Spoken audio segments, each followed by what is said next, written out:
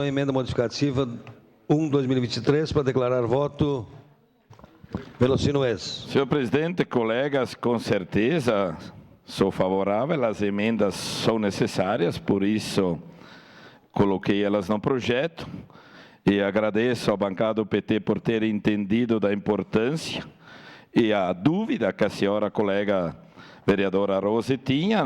Então a lei já existe, colegas, existiu, era uma reformulação e no artigo 3º, inciso 5º, diz na lei já existente, não é da agora está só sendo reformulada, o técnico da Secretaria da Agricultura é responsável pela elaboração do planejamento da obra.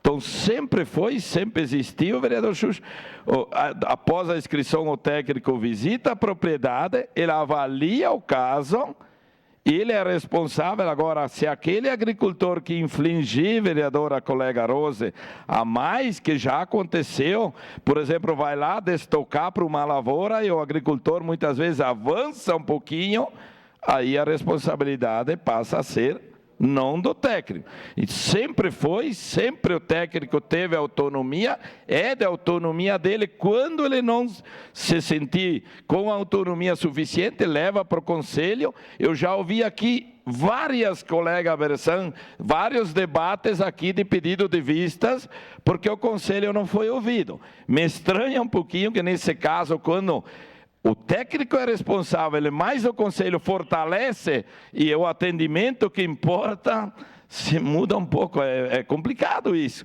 Mas eu sempre sou a favor, o todo participar, as decisões são mais assertivas. Mas agradeço por ter contribuído, o que importa é os agricultores serem atendidos, mais alimentos, mais produção, fortalece a nossa cidade, o nosso estado. Agradeço por ter entendido e logo, logo virá as inscrições ali em janeiro e os nossos agricultores vão poder ser atendidos.